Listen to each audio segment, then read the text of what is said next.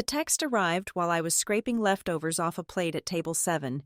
It was a photo of me in my uniform, captioned with 5 words that cost my mother everything. No losers in this family. She thought she was shaming me into silence, protecting her image from a waitress daughter. Instead, she just handed me the key to a $1.8 million secret she had spent 30 years trying to bury. The grease trap at the back of the hearth always smelled like onions rotting in still water. A scent that clung to my hair fibers. No matter how many times I scrubbed with drugstore shampoo. It was 11 at night on a Tuesday. My feet were throbbing with a dull, rhythmic pulse that seemed to match the bass of the bad pop music playing over the dining room speakers. I had been on my feet for 14 hours, pulling a double shift because $300 was the difference between keeping the lights on in my apartment or sitting in the dark.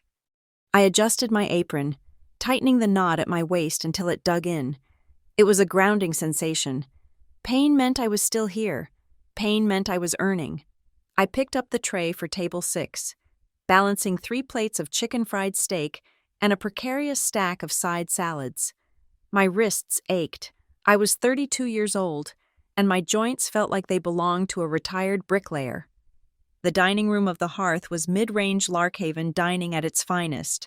It was the kind of place where people came for birthdays when they wanted to feel fancy but did not want to pay for a tablecloth. The lighting was dim enough to hide the scuffs on the floorboards, but bright enough to read the prices on the laminated menus. I dropped the plates at table 6. "Can I get you anything else?" I asked, my voice pitching up automatically into the customer service register I had perfected over 5 years. The woman at the table looked up. She was older, maybe 60, wearing a blazer that cost more than my car. She had been staring at me for the last 20 minutes, tracking my movements across the floor with a localized intensity that made my skin prickle. "You look familiar," she said. She did not touch her silverware. She just watched me. I smiled. A tight, practiced expression. "I have one of those faces. Do you need more ranch?" She tilted her head. "No. You look like Eleanor Butler. I saw her at the gala for the arts last week. You have her eyes. The same shape." My blood ran cold. The tray in my hand felt suddenly heavy, like a lead weight. I gripped the edge of it until my knuckles turned white. It had been 3 years since I had used my last name socially in Larkhaven. 3 years of being just Madeline. 3 years of sliding under the radar in a city that was big enough to hide in, but small enough to suffocate you if you were not careful. "I do not know who that is." I lied. My voice was steady, but my heart was hammering against my ribs like a trapped bird. The woman frowned, clearly unconvinced, but she picked up her fork. "My mistake. You just have a very specific look." I walked away before she could say anything else. I retreated to the server station, leaning against the stainless steel counter near the soda machine. My breathing was shallow. Eleanor Butler, my mother, the woman who treated reputation like a religion and children like accessories. If this woman at table 6 knew my mother, she ran in the circles I had been exiled from, and if she saw me here, wiping tables and sweating through a polyester uniform, she would talk. People in Larkhaven always talked. My pocket buzzed. I ignored it. We were not supposed to check phones on the floor. It buzzed again, then a third time, a rapid-fire staccato that meant a group thread. I slipped my hand into my apron pocket, intending to silence it. I pulled the screen out just enough to see the notification. It was a message from a group titled Family Updates. I had not been removed from it, mostly because my mother likely forgot I was there, or perhaps because she liked having an audience for her curated life. But this message was different. It was a photo. I stared at the tiny screen, the sounds of the restaurant fading into a white noise hum. The photo was of me. It was blurry, taken from a distance, likely through the front window of the restaurant about 10 minutes ago. I was wiping a table, my hair falling out of its bun, a smudge of ketchup clearly visible on my forearm. I looked exhausted. I looked unpolished. I looked like exactly what I was, a waitress trying to survive. Below the photo, my mother had typed 5 words, "No losers in this family." Then, a second message, "You represent us even when you are not with us. Fix this." I felt the nausea hit me before the anger. It rolled in my stomach, hot and acidic. She had not sent this to me privately. She had sent it to the group. My brother, Preston, my father, my cousins. She had taken a private moment of my survival and turned it into a public spectacle of her disappointment. I shoved the phone back into my pocket. I could not cry. I had 4 other tables. I had to smile. I had to refill iced teas. I had to be a person who did not exist to these people, because existing required money, and money required me to walk back out there. I took a deep breath, inhaling the scent of stale coffee and sanitizer. I walked back out. I served dessert to the woman who thought I looked like Eleanor Butler. I smiled when she left a 10% tip. I wiped down her table, erasing the evidence that she had ever been there, wishing I could erase myself just as easily. My shift ended at 1 a.m. My car, a 10-year-old sedan with a rattling muffler and a check engine light that I had covered with electrical tape, was the only one left in the back lot. I drove home in silence. The streets of Larkhaven were empty, the streetlights casting long, orange shadows across the pavement. I lived on the south side, in a complex called The Pines, which had neither pines nor charm. It was a block of beige stucco apartments that smelled of mildew and heated asphalt. I parked and walked up the stairs to Unit 2B. My legs felt like they were made of concrete. All I wanted was to take a shower, wash the restaurant off my skin, and sleep for 6 hours before I had to do it again, but there was a box on my doormat. It was not an Amazon package. It was a sturdy white archival box, the kind lawyers use for discovery documents. It sat perfectly centered in front of my door, an ominous cube in the dim hallway light. I unlocked my door, nudged the box inside with my foot, and flipped on the light. My apartment was small. The living room was also the dining room, which was also the office. I sat on the floor and pulled the lid off the box. The smell of lavender and expensive paper drifted up. My mother's scent. On top lay a framed photograph. It was me at 7 years old, wearing a white dress, standing in the garden of the estate.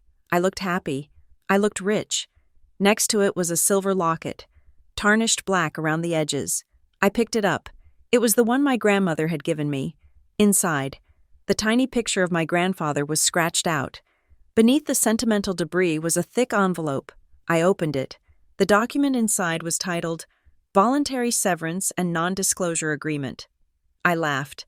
It was a dry, cracking sound that hurt my throat. A severance agreement, like I was an employee who had been laid off. I started reading. The legalese was dense, but the message was clear. In exchange for a one-time payment of $5,000, I would agree to waive any and all future claims to the Butler family estate, trust, or assets. I would agree to refrain from using the family name in any commercial or public capacity. I would agree to silence. $5,000. That was not even enough to cover my father's heart medication for 3 months. My phone rang. I looked at the screen. Dad. It was almost 2 a.m. I picked up. Hey, Dad. Maddie. His voice was thin, shaky. It sounded like he was calling from inside a closet. Did you get the box? I looked at the papers spread out on my cheap laminate floor. I got it. Your mother. She is very upset. Maddie. The photo. She thinks it reflects poorly on the firm, on the brand. I am a waitress, Dad, I said, my voice quiet. I am working. I am paying my bills. Since when is honest work a stain on the brand? You know how she is, he whispered. Appearance is reality to her. He stopped. I could hear him breathing. I waited for him to say it. I waited for him to say that the text was cruel, that calling his daughter a loser in front of the entire family was wrong, that he was sorry. Please, Maddie, he said instead. Just sign the papers. Do not make this worse. The air left my lungs. Make it worse? I asked. Dad, she is trying to buy me out of my own family for $5,000. She is trying to legally erase me. She just wants to simplify things, he said, and I heard the desperation in his tone. The fear. If you fight her on this, she will cut everything off. The house, the accounts. I cannot handle that right now. my blood pressure. The doctor said I need to avoid stress. So I am the stress? I asked. No, honey, no. You are just complicated. Please, for me, just sign it and let it go. We can talk later. When she calms down. He hung up. I sat there with the phone in my hand, listening to the silence of my apartment. He had not defended me. He had not attacked me. He had just asked me to disappear so his life would be easier. That hurt more than if he had screamed. It was a quiet betrayal, the kind that sinks into your bones and stays there. I looked at the document again. Voluntary severance. I grabbed a pen from the floor. My hand hovered over the signature line. It would be so easy. Sign it. Take the $5,000. Move to a different city where no one knew the name Butler. Be a ghost. But then I saw the date at the top of the document. It was dated 3 days ago. The text message had been sent tonight. She had drawn up these papers before she even saw the photo. The photo was not the reason. The photo was the excuse. I capped the pen. I did not sign. The next morning, I was back at the hearth by 10 o'clock. My eyes felt like they were filled with sand. I moved through the prep work on autopilot, slicing lemons, filling salt shakers, rolling silverware into napkins. Madeline? I turned. My manager, Sam, was standing by the POS system. He was a big guy with a beard that defied health codes and a heart that was too soft for this industry. Hey, Sam, I will be done with the lemons in a second. He waved a hand. Do not worry about the lemons. Listen, I saw you were dragging a bit last night, and I know the rent hike at the Pines is coming up. Everyone is talking about it. I tensed. I never talked about money at work. I never wanted pity. I am fine. Sam, I know you are. You are the hardest worker I have. He paused, looking uncomfortable. But I had a server call out for the Friday and Saturday night shifts next week. Prime shifts. Good tips. I wanted to offer them to you first before I put it on the board. I looked at him. Friday and Saturday nights were coveted. That was easily an extra $400 in cash. You are offering them to me? I asked. Sam shrugged. You show up. Madeline, you do the work. You do not complain. That is rare. I just want to make sure you are good. I felt a lump form in my throat. It was such a small thing, a schedule change. But after the text message, after the box, after my father's cowardice, this simple act of noticing I was struggling and offering a hand instead of a judgment felt overwhelming. Thank you. Sam, I said, my voice thick. I really appreciate it. He nodded and walked away. I went back to slicing lemons, blinking back tears.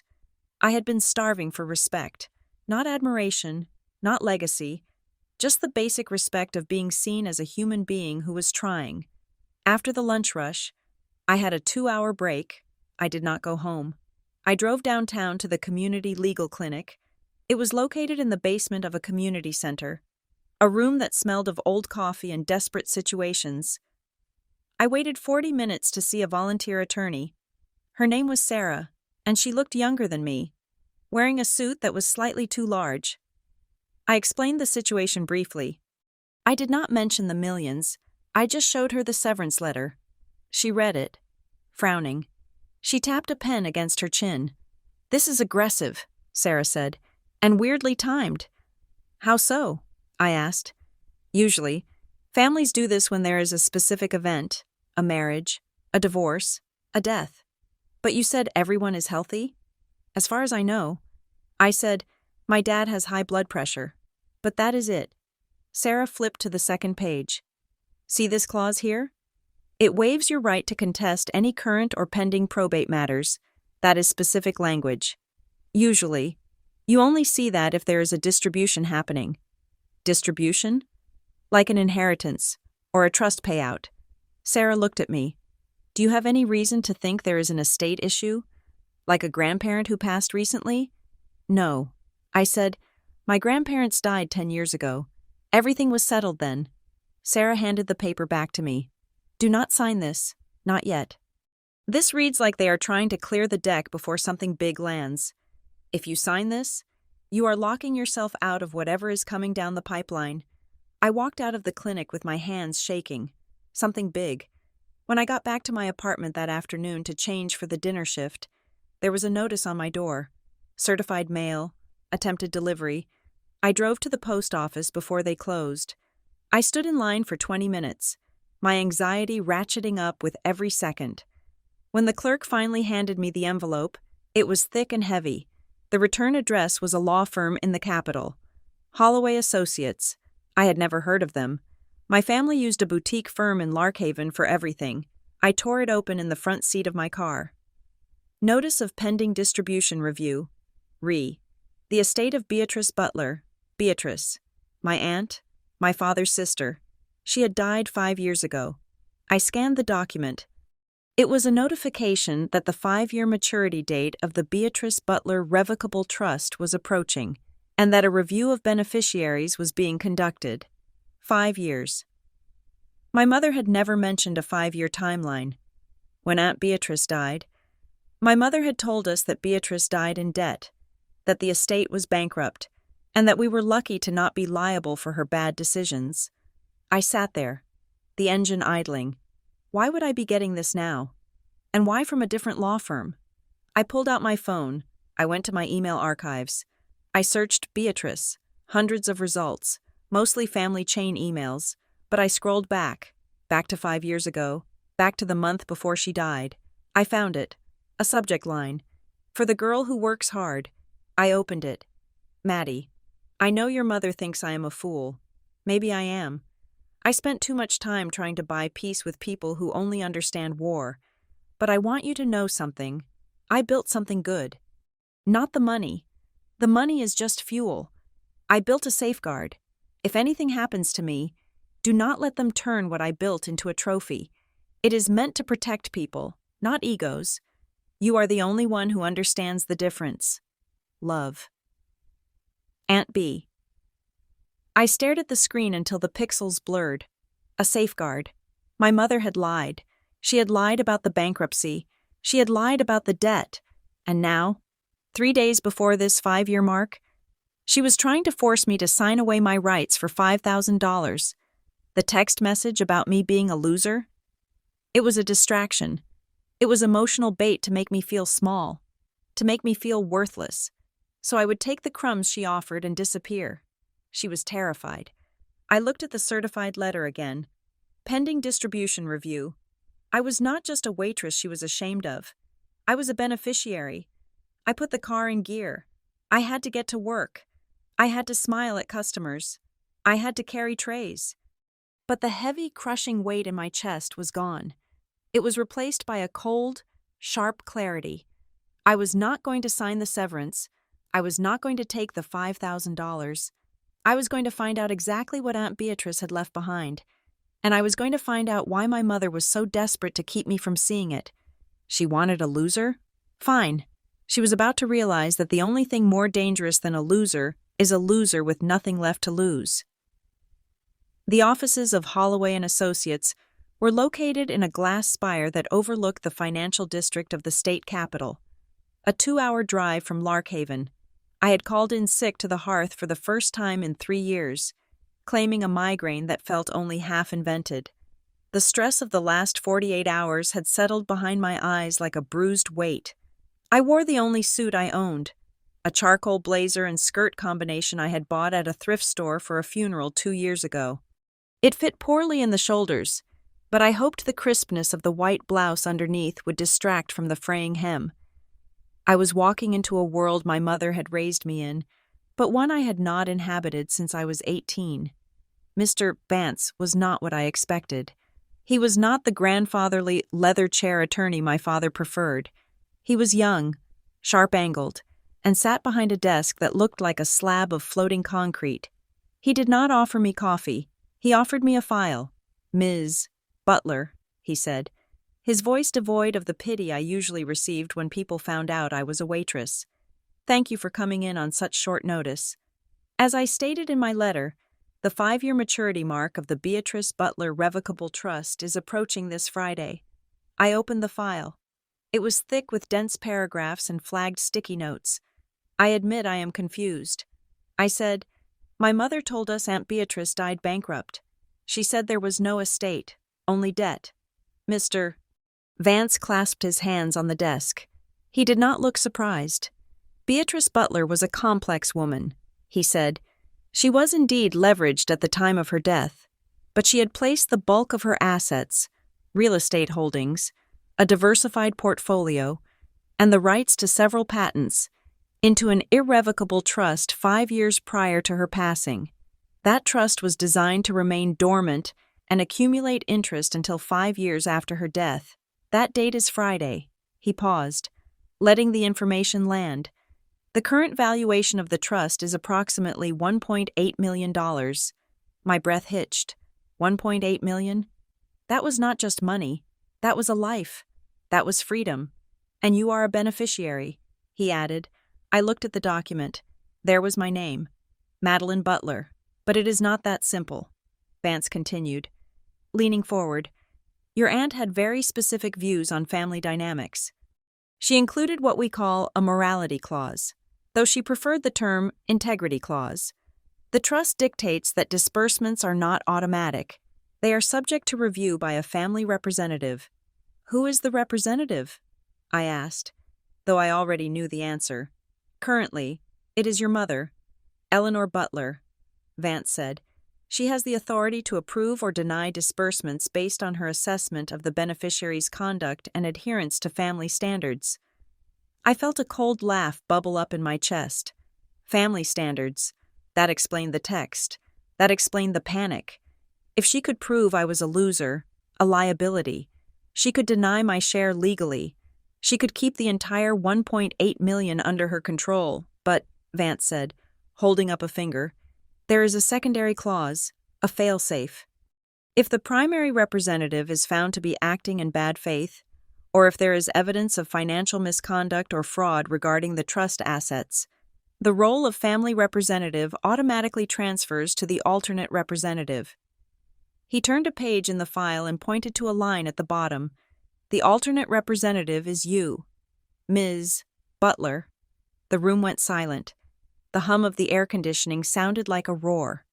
Me? I whispered.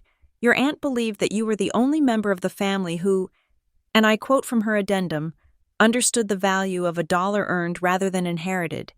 If your mother is deemed unfit, you do not just get your share, you control the entire trust. You would decide who gets paid and who does not.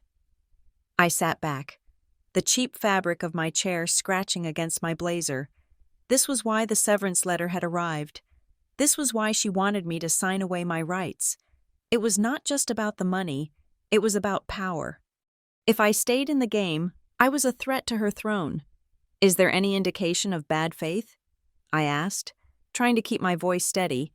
Vance looked at me carefully. That is what the review is for, he said. But I will tell you this. We have had difficulty obtaining certain financial records from your mother regarding the administrative costs she has billed to the trust over the last 5 years. I left the office with the file tucked under my arm and my heart hammering a frantic rhythm against my ribs. I felt like I was carrying a grenade. The drive back to Larkhaven was a blur of highway markers and gray sky. My phone rang just as I passed the county line. It was Preston. My brother and I had not had a real conversation in 2 years. Our relationship consisted of polite nods at Christmas and the occasional passive-aggressive comment on social media. He was the golden boy, the one who had followed the path my mother laid out. Private school, business degree, a vague consulting job that seemed to involve a lot of golf and very little actual consulting. Hey, Maddie, he said. His voice was bright. Too loud. It sounded like he was selling me something. Preston, I said, listen, I know things have been weird the last couple of days. He said, Mom told me about the text. She feels terrible. It was a total misunderstanding. She was trying to motivate the cousins, and she used the wrong photo. She did not mean you specifically. I gripped the steering wheel. The lie was so lazy it was almost insulting. She captioned it, "No losers in this family. Preston." And then she sent me a severance agreement. That does not feel like a typo. He laughed. A nervous, chipper sound. Oh, the legal stuff? That is just standard housekeeping. Dad is signing his today. I signed mine yesterday. It is just to clean up the old files before tax season. Look, she really wants to see you. Just the three of us. No lawyers, no drama, just family. She wants to explain everything. Can you come by the house tonight? I sensed the choreography immediately. The timing was too perfect. I had just left the law firm. They probably knew. They wanted to get me in a room, surround me with the familiar architecture of my childhood submission, and pressure me until I folded. I am working tonight. I lied. Come on, Maddie. Do not be like this. She is offering an olive branch. She is offering a severance package. I said, there is a difference. I hung up before he could pivot to his next talking point. My hands were shaking. They were terrified. I could hear it in the manic pitch of his voice. They were circling the wagons. I did not go to the house. Instead, I called my father. I met him at a diner on the edge of town, a place with vinyl booths taped together with duct tape and coffee that tasted like burnt hazelnuts. He looked smaller than I remembered.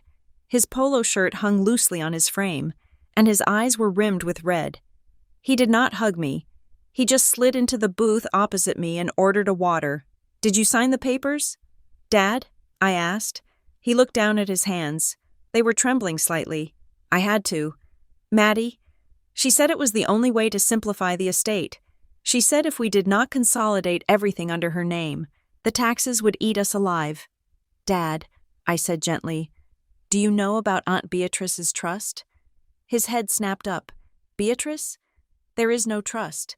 Beatrice died with nothing. I reached into my bag and pulled out the file Vance had given me. I slid it across the table. There is $1.8 million, Dad, and Mom has been hiding it for 5 years.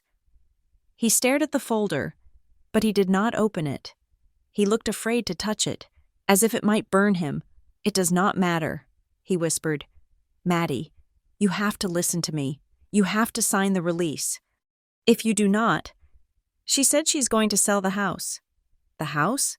I asked. Our house? She says the upkeep is too much. She says if we do not get this settlement finalized, she has to liquidate assets. I have nowhere else to go. Maddie, I am 65 years old. I have no savings. It is all in her name. If she sells the house, I am on the street. I looked at him, really looked at him. He was not just weak. He was a hostage. My mother had spent 30 years slowly eroding his independence, taking over the finances, the decisions, the social calendar, until he was nothing more than a guest in his own life, and now she was using his fear of homelessness to weaponize him against me. She is lying to you. Dad, I said, she does not need to sell the house. She wants the trust money, and she can only get full control of it if I disappear. He covered his face with his hands. I just want peace. Maddie, please, just give her what she wants. I reached across the table and touched his arm. It felt frail. I cannot do that. Dad, not this time. I left him sitting there, staring at his water, a man defeated by the woman he had promised to love and cherish. I went back to my apartment and spread the documents from Vance across my floor. I needed to understand what I was fighting. I read through the trust deed, the amendments, the beneficiary lists, and then I found it. It was tucked near the back of the file, a photocopy of a document titled Beneficiary Renunciation. It was dated 2 years ago. I, Madeline Butler, hereby voluntarily renounce any and all interest in the Beatrice Butler Revocable Trust. There was a signature at the bottom, Madeline Butler. I stared at it. It looked like my signature. The loop of the M was wide. The Y trailed off with a sharp downward stroke. To a stranger, it would look authentic, but I knew my hand, and I knew that when I signed my name, I always lifted the pen between the T and the L in Butler. It was a habit I had developed in middle school. In this signature, the T and the L were connected by a smooth, unbroken line, and there was something else. The signature was shaky in a way that suggested hesitation, or perhaps the slow, deliberate movement of someone tracing a line. It was a forgery. My mother had tried to remove me from the trust 2 years ago. She had filed this paper, but something must have gone wrong. Maybe the notary stamp was invalid. Maybe the trust administrator had flagged it. That was why she needed the new severance agreement. The first attempt had failed, and now, with the deadline looming, she was desperate to get a real signature. I felt a cold sweat break out on my forehead. This was a felony. My mother, the pillar of Larkhaven society, the woman who chaired the library board and the botanical garden committee, had forged my signature on a legal document. She was not just protecting her image, she was protecting herself from prison. I needed to know why. Why was she so desperate for this money? My parents were comfortable. They lived in a sprawling colonial on the hill. They drove European cars. Why risk jail for money they theoretically did not need? I drove to the county records office. It was 3 p.m. on a Wednesday, and the fluorescent lights hummed with a headache-inducing frequency. I filled out a request form for the property filings on 422 Crestview Lane. The clerk, a bored-looking woman with bright purple fingernails, tapped away at her keyboard. "You looking for the deed or the liens?" she asked. "Popping gum?" "Both," I said. She hit print. "Here you go." I took the warm paper. The deed was there, listed under Eleanor and Richard Butler, but underneath it was a filing dated 6 months ago. Mechanic's lien. Claimant: Larkhaven Luxury Renovations. Amount: $75,000. And below that, second mortgage. Lender: Private Equity Partners, LLC. Amount: $400,000. My jaw dropped. They had taken out a second mortgage? And a lien for unpaid renovations? I looked at the dates. The second mortgage had been taken out the same month my mother had launched her rebranding of her charitable foundation. The lien was from a remodel of the master suite that she had posted all over Instagram as a refresh. They were broke, or at least, she was spending money they did not have, leveraging the house to keep up the appearance of wealth. The trust money, the $1.8 million, was her bailout. It was the only way she could pay off these loans before the house of cards collapsed. My father's fear made sense now. He probably did not know about the second mortgage. He just knew money was tight. She was keeping him in the dark, managing the decline while frantically trying to secure the one pot of gold that could fix it all. I went to work that night in a daze. I moved through the motions of serving, but my mind was months away. In the kitchen, I leaned against the prep counter, staring at the wall. "You look like you are plotting a murder," a voice said. I looked up. It was Elena, one of the bartenders. She was tough, cynical, and the only person at the hearth who knew anything about my real life. "Not a murder," I said. "Just a corporate takedown." Elena wiped a glass with a rag. "Family drama?" "You could say that. I found out my mom forged my signature. And they are broke, and they are trying to steal my inheritance to cover it up." Elena stopped wiping. She put the glass down. "Listen to me, Madeline." She leaned in, her voice low. "I grew up in a house like that. My dad was a gambler. He would look you in the eye and swear the sky was green if it meant he could get $5 out of you." She pointed a finger at me. "People who fear exposure try to control the story first. If your mom is that desperate, she is not going to wait for you to sue her. She is going to try to discredit you. She is going to make sure that by the time you open your mouth, no one believes a word you say. You need to be careful." Her words chilled me. No losers in this family. That was the narrative. She was already planting the seeds. Madeline the loser, Madeline the failure, Madeline the bitter waitress who just wants a handout. The annual Larkhaven Charity Gala was held that Friday night at the Grand Hotel. It was the biggest event of the social season. Tickets were $500 a plate. I did not have a ticket, but I knew the catering staff. I knew which service entrance was propped open for smokers. I slipped in through the kitchen, wearing black slacks and a black turtleneck. I blended into the shadows of the ballroom, standing behind a pillar near the AV booth. The room was a sea of sequins and tuxedos. Crystal chandeliers dripped light onto the heads of Larkhaven's elite. And there, on the stage, was my mother. She looked radiant. She wore a silver gown that I knew cost more than my car. Her hair was perfectly coiffed. She held a microphone with the ease of someone who believes they were born to be listened to. "Discipline," she was saying, her voice echoing through the speakers. "That is the cornerstone of our community. Discipline in our finances, discipline in our morals, and discipline in our families. We must hold ourselves to a higher standard. Applause rippled through the room. I felt sick. I knew about the lien. I knew about the second mortgage. I knew about the forgery. Every word out of her mouth was a lie wrapped in silk. She continued. We honor the legacy of those who came before us. My late sister-in-law, Beatrice. She paused, just for a fraction of a second, a micro-flinch. Her left eye twitched. It was invisible to the room, but I saw it. I knew her face better than anyone. Beatrice believed in community. She finished, recovering smoothly, and we are here to honor that. She believed in integrity. I whispered to the empty air. I waited until the speeches were over and the room had dissolved into cocktail chatter. I knew where she would go. She always needed a moment to decompress after a performance. I found her in the small VIP lounge off the main hallway. She was alone, checking her makeup in a compact mirror. Hello, Mother? She froze. She snapped the compact shut and turned. Her eyes scanned me up and down, taking in my plain clothes, my lack of jewelry. Madeline, what are you doing here? Security is very strict. I know about the trust. I said.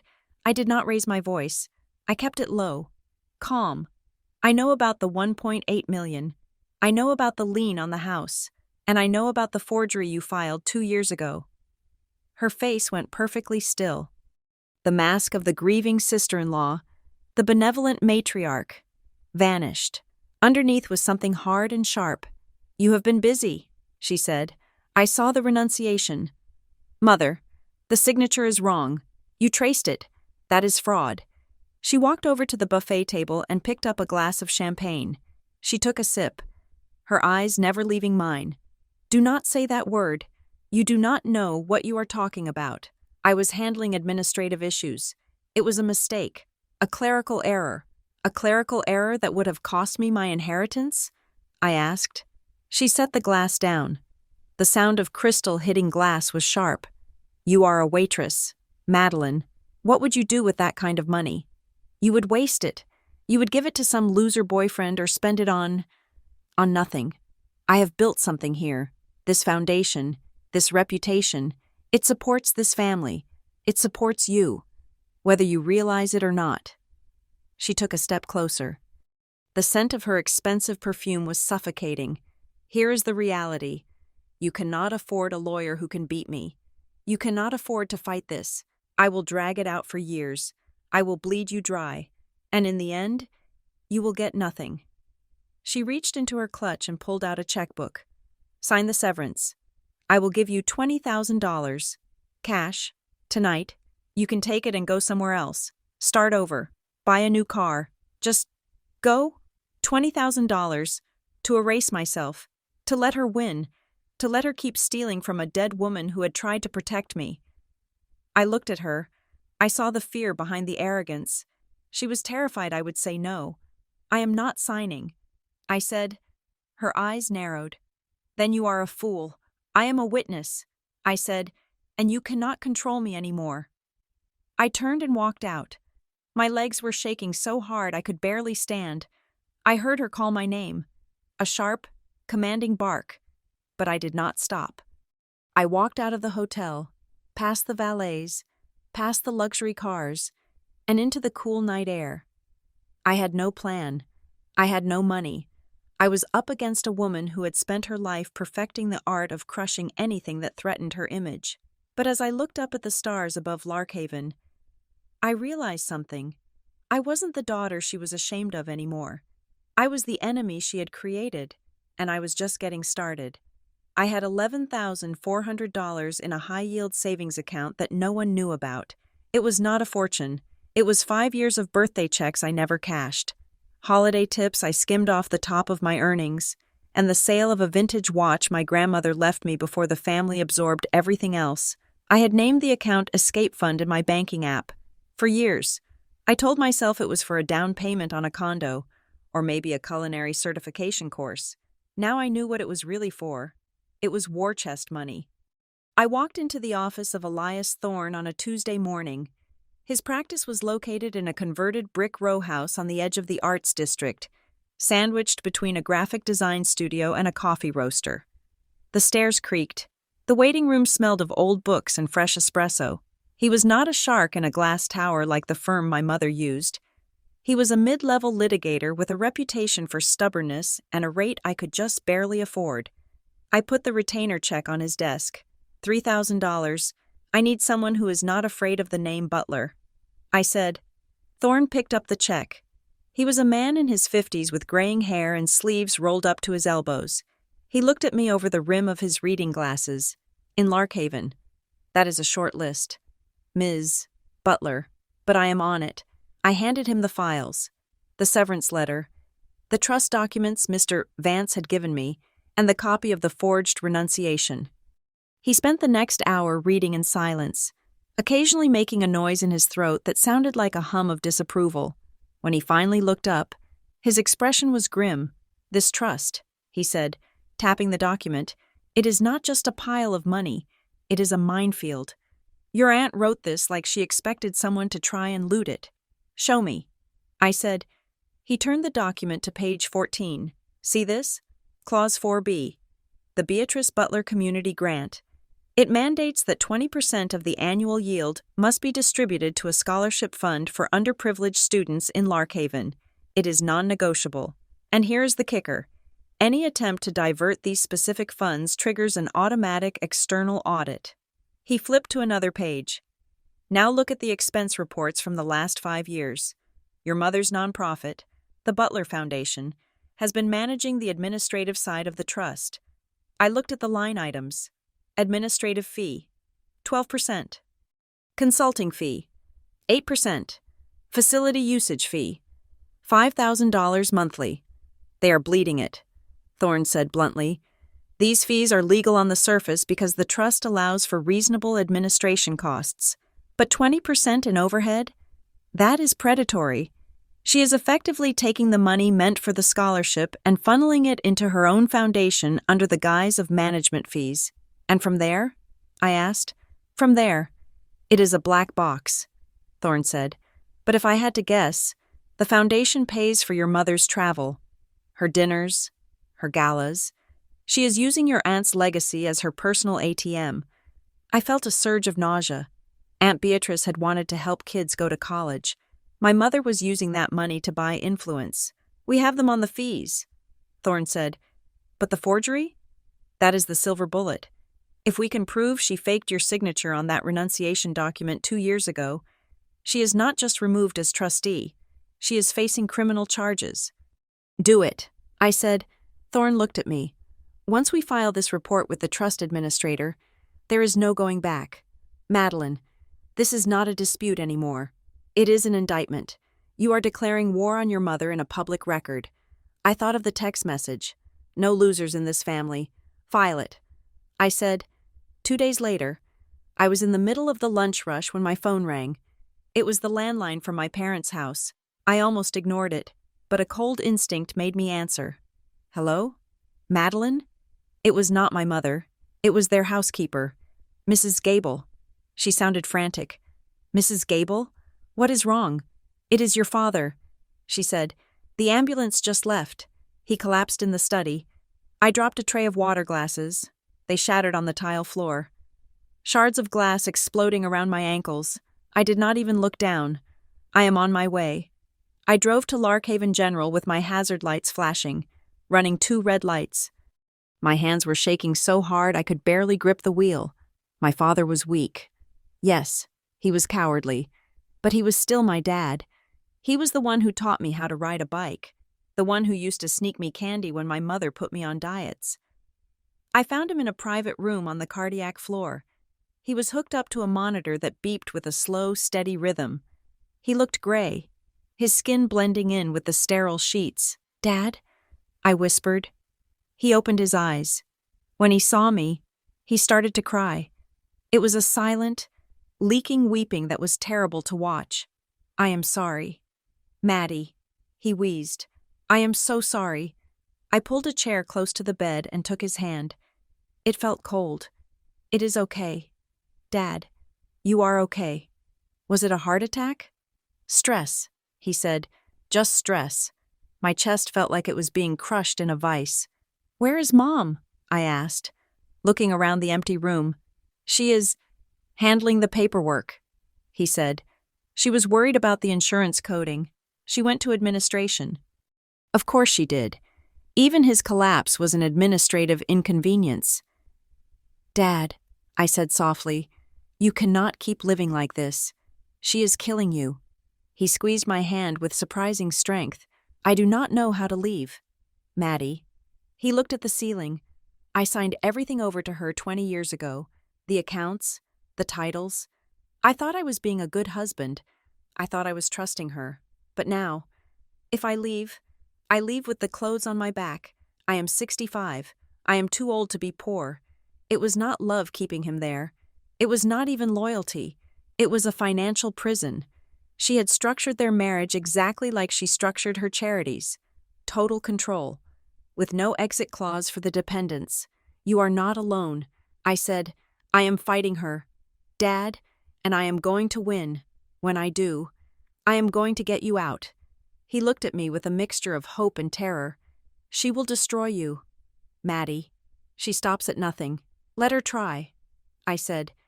I went home that night and pulled the box my mother's assistant had dropped off. The box of trash, meant to sever my connection to the family.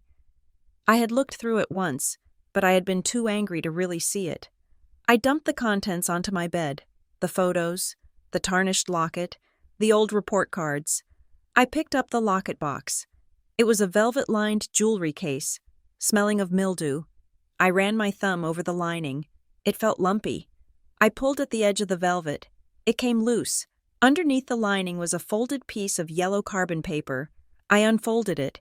It was a rental contract for a storage unit at U-Store It on the outskirts of town. The name on the contract was not Beatrice Butler. It was B. Smith. But the handwriting, the sharp, angular cursive, was unmistakably my aunt's. The contract was dated 6 years ago. It was prepaid for 10 years. She had hidden something. And she had hidden it under a fake name, paid in cash. So my mother would never find it in the estate records. I grabbed my keys. The storage facility was a row of orange metal doors behind a chain-link fence. The gate code was scrawled on the back of the contract. I punched it in, and the gate rattled open. Unit 404. I cut the padlock with a pair of bolt cutters I kept in my trunk for emergencies. The door rolled up with a screech of rusted metal. The unit was small, 5 by 5. It was mostly empty, except for a single gray filing cabinet in the center of the concrete floor. I opened the top drawer. Ledgers, dozens of them. Black composition notebooks filled with Beatrice's handwriting. I opened the first one. It was a log of every interaction she had with my mother regarding the family finances. June 12, 2018. Eleanor asked for a loan again. Claims it is for the foundation's gala. I know she is using it to pay off Richard's gambling debts. I refused. August 4, 2018. Discovered. Eleanor has power of attorney over mother's old accounts. Money is moving. She thinks I do not see it. December 1st, 2019. I am dying. I know it. And I know she is waiting for it. She looks at me like I am a vault she is waiting to crack. I sat on the cold concrete floor, reading page after page. Beatrice had known.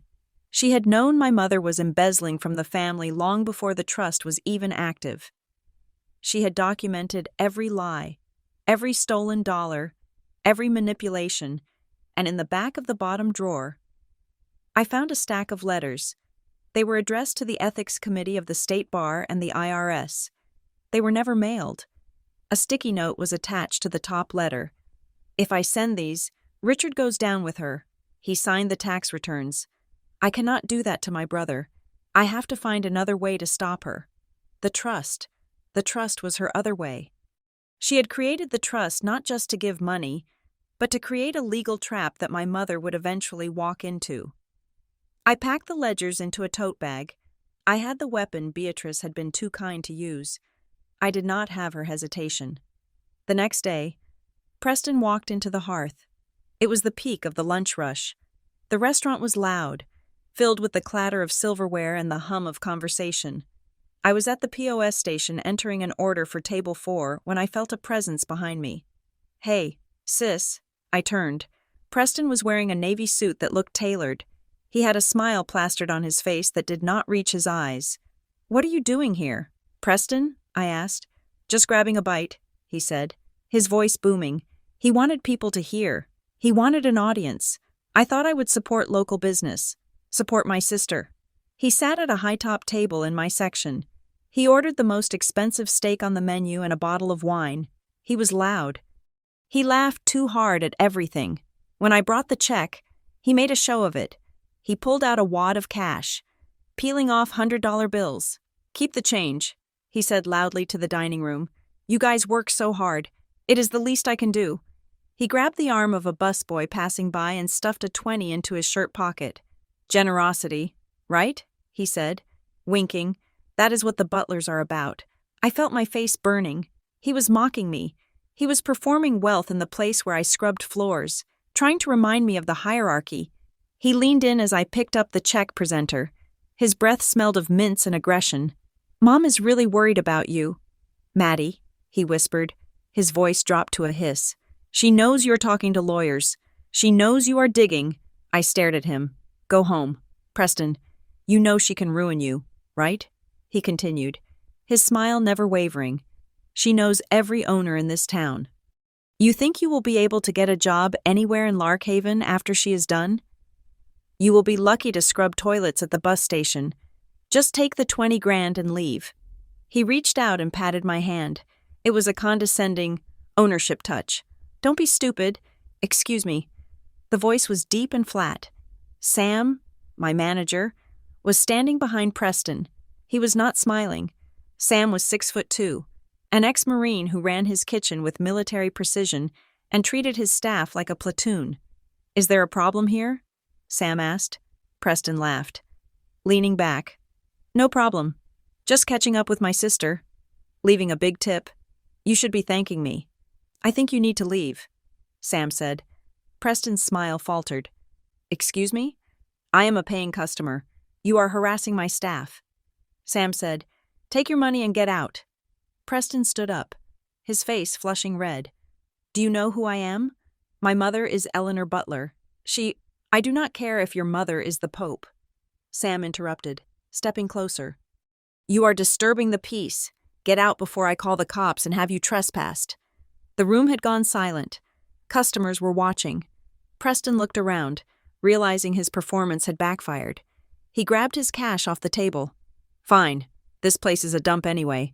He stormed out, the door chimes jingling aggressively behind him. I stood there, trembling. I had expected Sam to tell me to handle it. I had expected him to worry about a bad Yelp review or a scene. Sam turned to me. You okay, Madeline? I nodded, though I did not feel okay. He is banned, Sam said to the room at large, then looked back at me. He does not come back in here. If he shows up, you come get me. I looked at Sam. For the first time in my life, a man had stood between me and my family's bullying without asking for anything in return. It was a foreign sensation. It felt like safety. Thank you. Sam, I whispered. He just nodded and went back to the kitchen. That afternoon, I met Thorne at his office. I put the ledgers on his desk. This is it, he said, flipping through the pages. This is the intent. This proves she knew what she was doing. We filed the report with the trust administrator an hour later. Thorne attached the analysis of the forged signature and the copies of Beatrice's ledgers.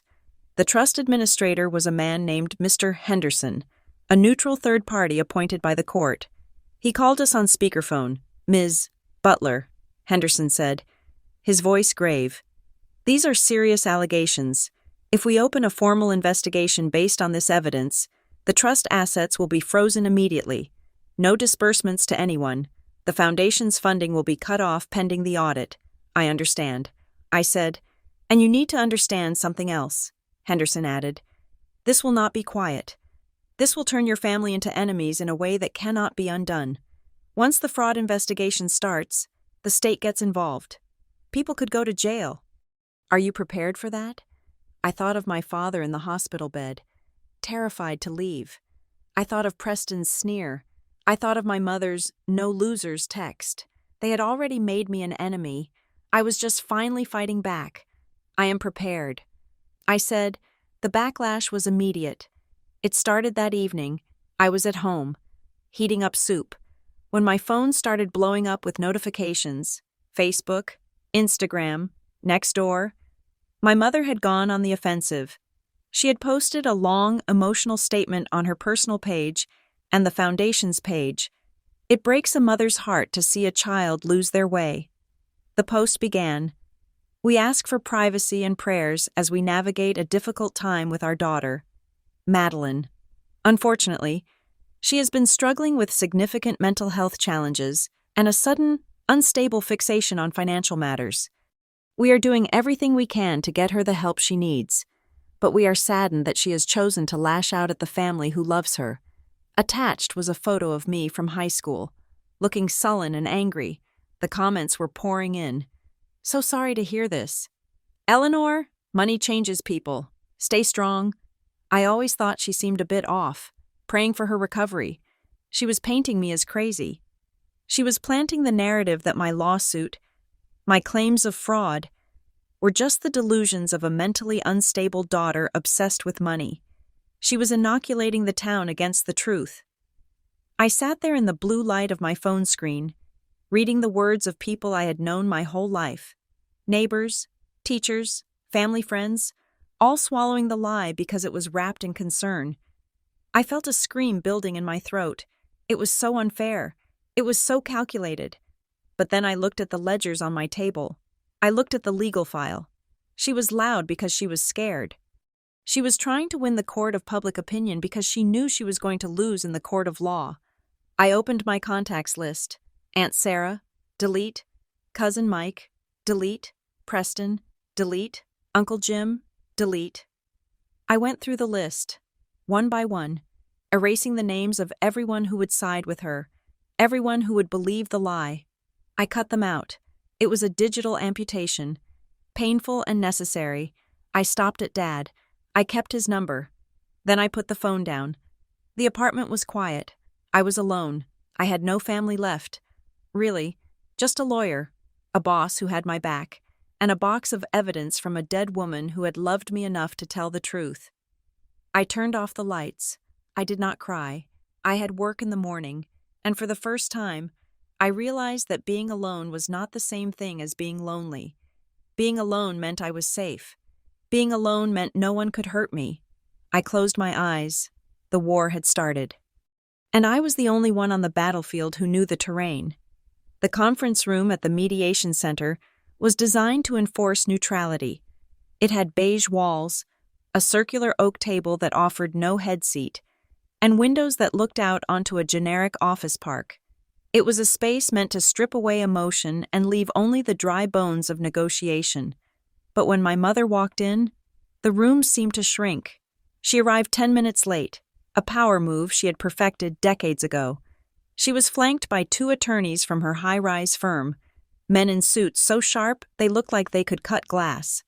My mother wore a cream-colored suit, impeccable and soft, the kind of fabric that whispered money.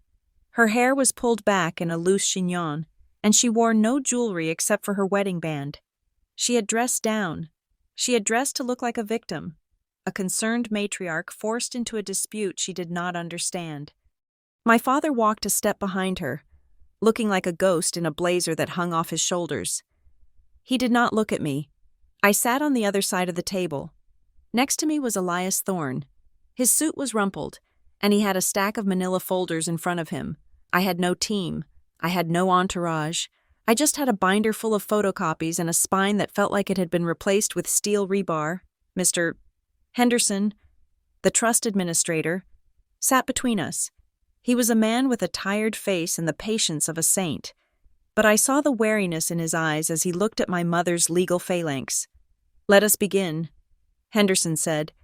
"The purpose of this mediation is to address the allegations raised by Ms. Madeline Butler regarding the administration of the Beatrice Butler Revocable Trust, and to determine the status of the upcoming distribution." My mother's lead attorney, a man named Sterling who smelled of expensive cologne and arrogance, leaned forward. "Mr. Henderson, Sterling began, his voice smooth. We are here today because Eleanor loves her daughter. This entire misunderstanding stems from a family dynamic that is, frankly, tragic. Madeline has always been spirited, rebellious. We believe these allegations of fraud are simply a manifestation of her current instability. She is lashing out. Eleanor is prepared to offer a generous settlement to help Madeline get the mental health support she clearly needs, provided she withdraws these damaging and baseless claims. My mother turned to me then. Her eyes were wet. It was a perfect performance. Maddie, she said softly. Her voice trembled just enough. I just want you to be okay. We can fix this. You do not have to do this to us. It sounded like a press release. It sounded like the caption she had written on the photo of me at the restaurant. No losers in this family. She was trying to frame me as the loser again, the broken thing that needed fixing. I felt a flash of the old shame, the heat rising in my cheeks.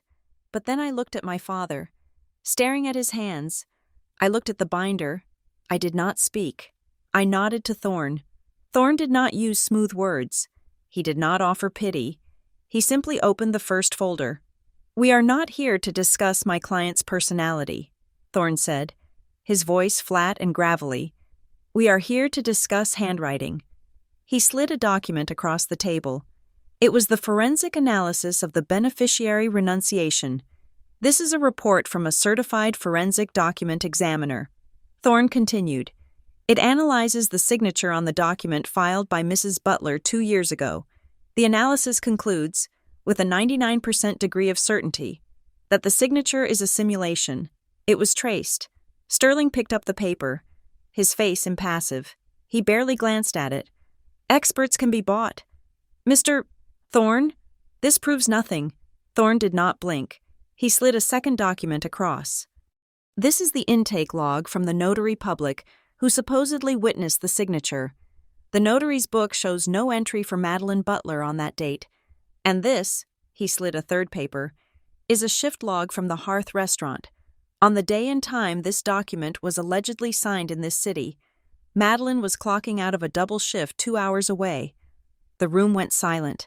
The hum of the air conditioning seemed to get louder. Sterling shifted in his seat. My mother's expression did not change, but her hands tightened on her purse. A clerical error regarding the date. Sterling said dismissively, "Let us discuss the lien." Then, Thorne said, he was relentless. He moved like a tank, slow and heavy. He opened the second folder. We found a mechanic's lien for $75,000 and a second mortgage for $400,000 recorded against the Butler family home. My father's head snapped up. He looked at Thorne, then at my mother. $400,000? My father whispered. Eleanor, he said, turning to her. You told me it was $50,000. You said it was a line of credit for the roof repairs. My mother did not look at him. She kept her eyes fixed on Henderson. Richard, not now, she hissed. No, Thorne said. Now is exactly the time. Because that $400,000 did not go to roof repairs. It went to a private entity called Pinnacle Ventures. Thorne looked directly at my mother. Who owns Pinnacle Ventures? Mrs. Butler? My mother stayed silent. Her face was a mask of ice. Thorne answered his own question. It is a shell company registered to Preston Butler. The name hung in the air. Preston, my brother, the golden boy.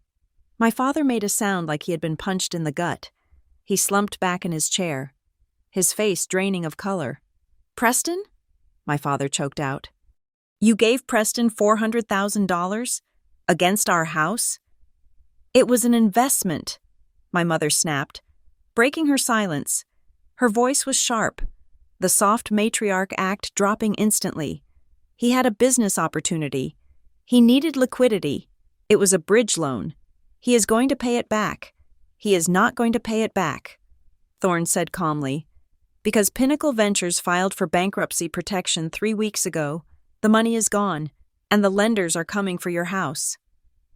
My father began to cry. It was not the silent weeping of the hospital. It was a jagged, gasping sound. He put his head on the table. burying his face in his arms. "I signed it," he sobbed. "I signed the papers. You told me it was for taxes. You told me it was routine. I signed away our home for his gambling debts." "It wasn't gambling," my mother yelled, slamming her hand on the table. "It was business. He is an entrepreneur. He is a failure," my father shouted, lifting his head. His eyes were wild. "He has never worked a day in his life because you never let him. You gave him our home. I watched them. I watched the perfect facade of the Butler family crumble into ruin in a beige conference room. This was the reality.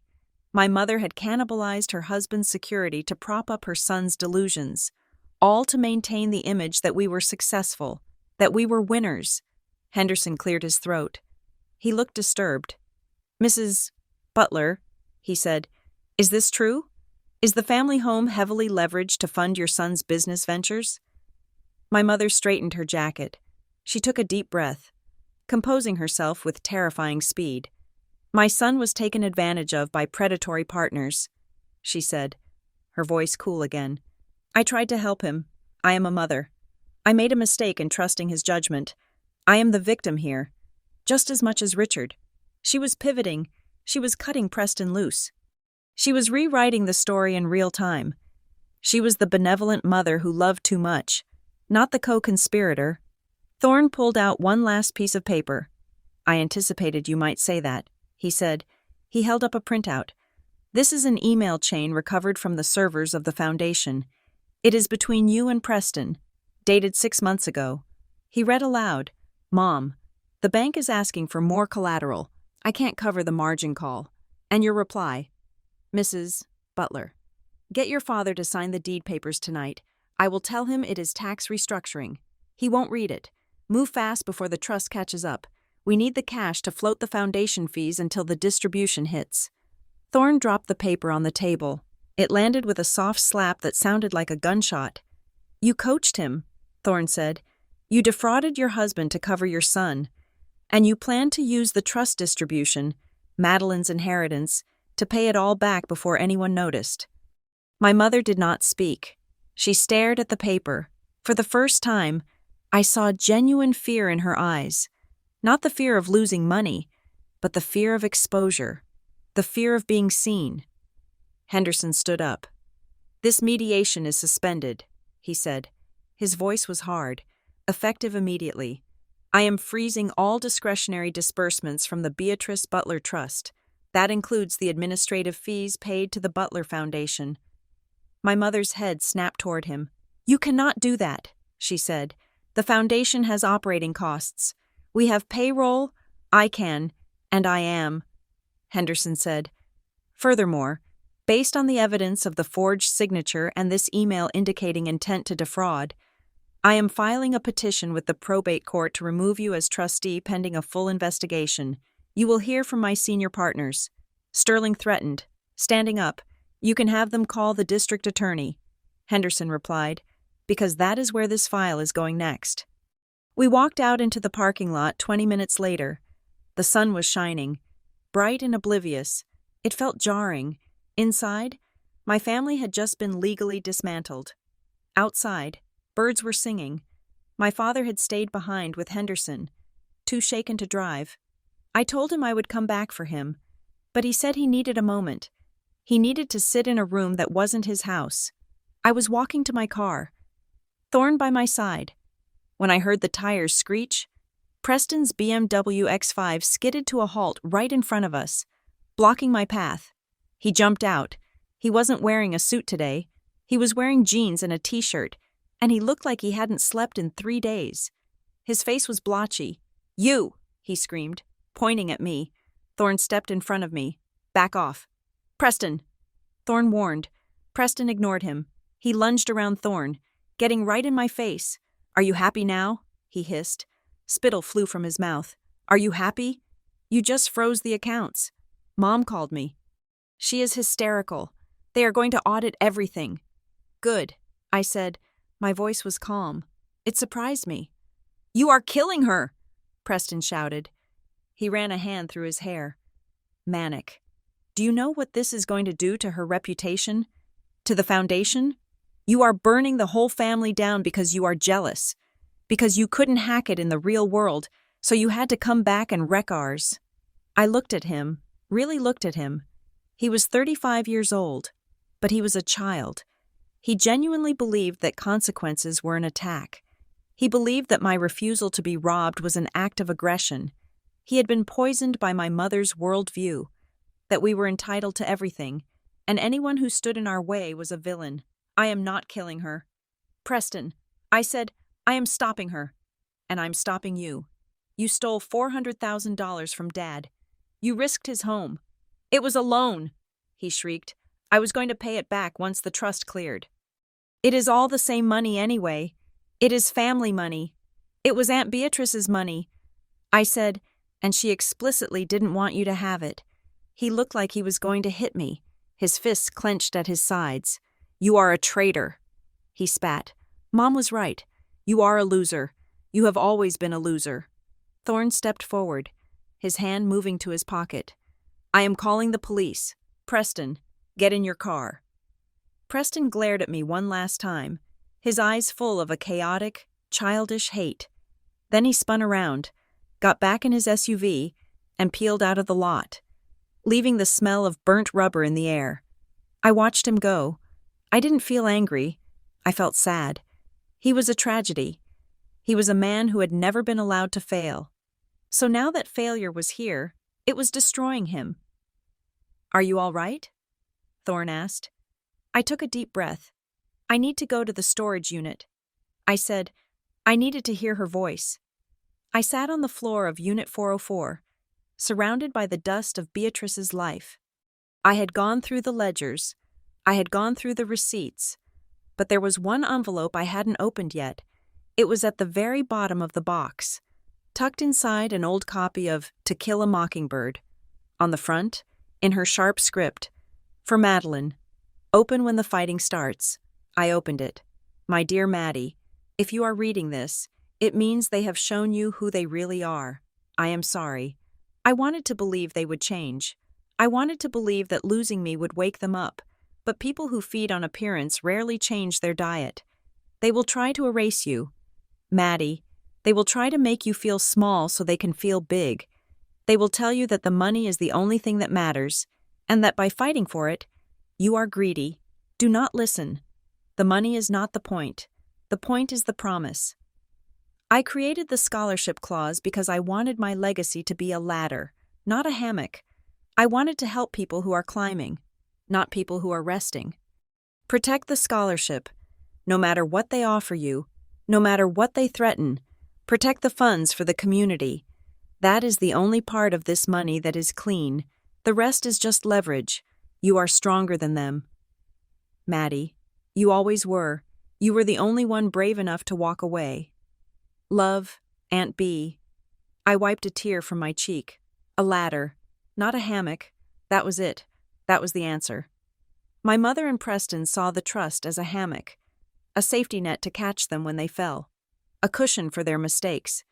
But Beatrice had meant it to be a ladder for people like me, people who started at the bottom and climbed. I knew what I had to do. I pulled out my phone and called Thorne.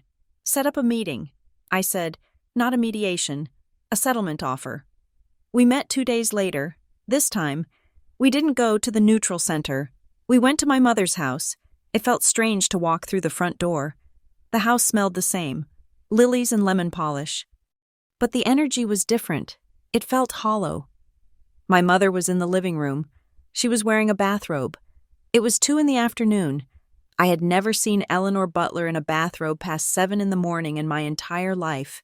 She looked 10 years older. Her face was drawn, her eyes puffy. She didn't stand up when I walked in. "What do you want?" she asked.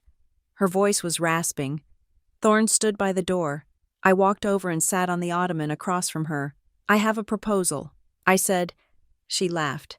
A bitter, dry sound. "You have a proposal? You froze the accounts. Madeline, you ruined us. The foundation is being audited. The gala is canceled. Preston is gone. He left town yesterday. I did not ruin you. Mother, you did that, but I can stop the bleeding." She looked at me. Suspicious. How? I took a piece of paper from my bag. I had written it out myself. We restructure the trust. I said, I outlined the plan.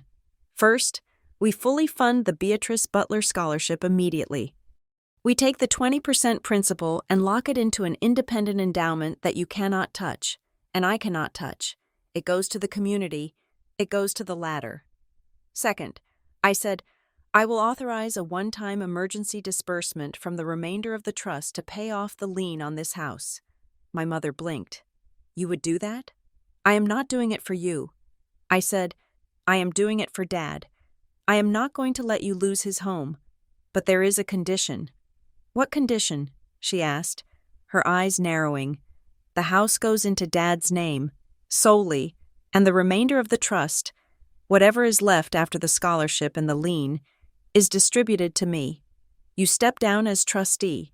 You dissolve the foundation's relationship with the estate. You walk away. I sat back. It was fair. It was more than fair. It saved her from homelessness. It saved her from total public disgrace. Because if we settled, the fraud charges might be dropped or handled quietly. It protected the scholarship. It was a solution that required her to admit defeat, but allowed her to survive. My mother stared at me. She looked at the paper. Then she looked at my uniform shoes. I had come straight from work. I was wearing my non-slip black sneakers. She curled her lip.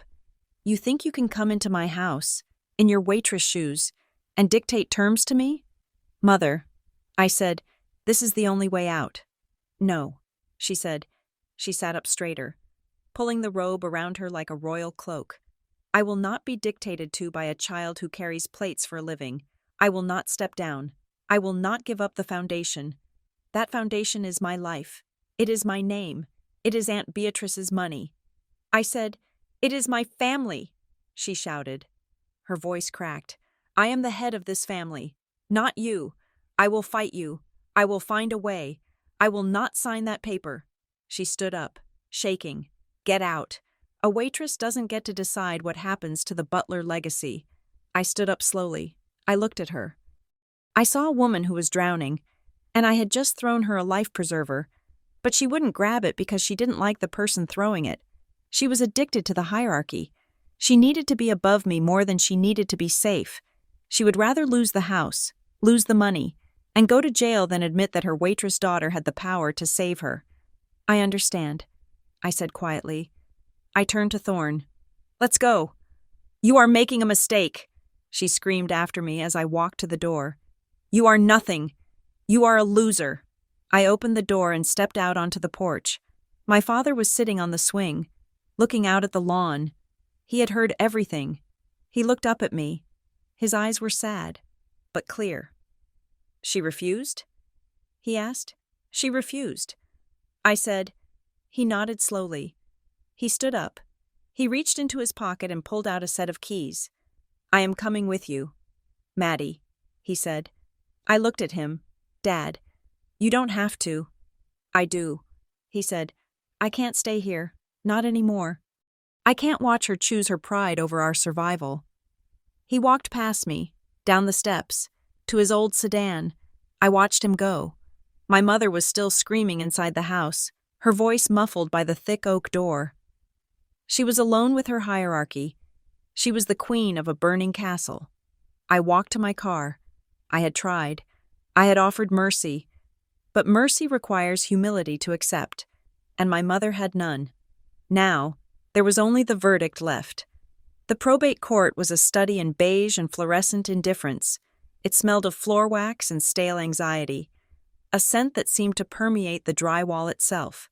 I sat at the plaintiff's table next to Elias Thorne. My hands were folded in my lap, gripping each other so tightly that my knuckles had turned the color of old parchment. Across the aisle, my mother sat with the posture of a deposed queen. She wore a suit of midnight blue, the kind of fabric that absorbed light rather than reflecting it.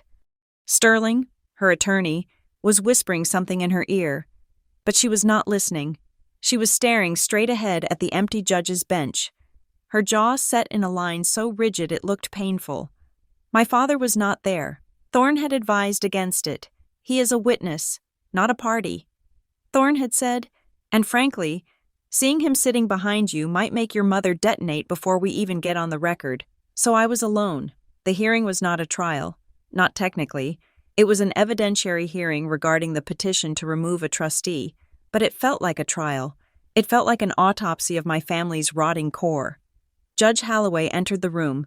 She was a woman in her 60s with reading glasses perched on the end of her nose and an expression that suggested she had seen every variety of human greed and found them all boring.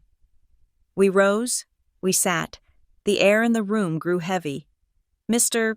Sterling, you may begin," Judge Holloway said.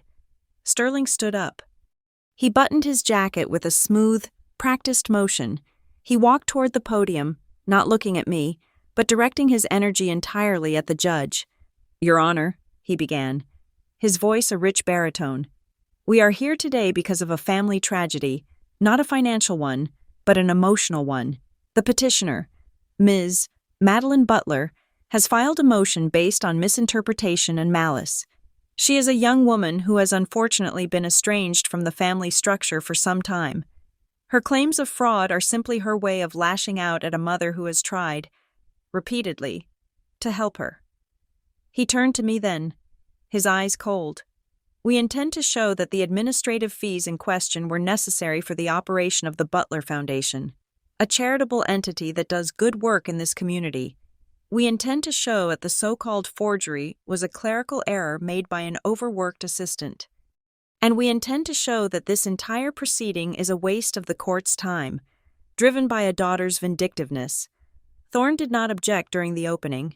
He just took notes. When it was my turn to testify, the walk to the witness stand felt like walking underwater. I swore the oath. I sat down. The wood of the chair was hard against my spine.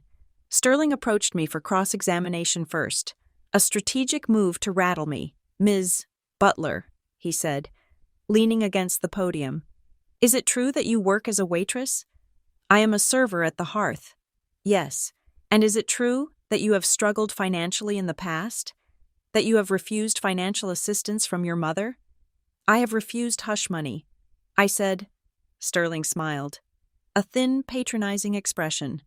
"Let us be specific. You received a text message from your mother recently, a message that upset you. Can you tell the court what it said?"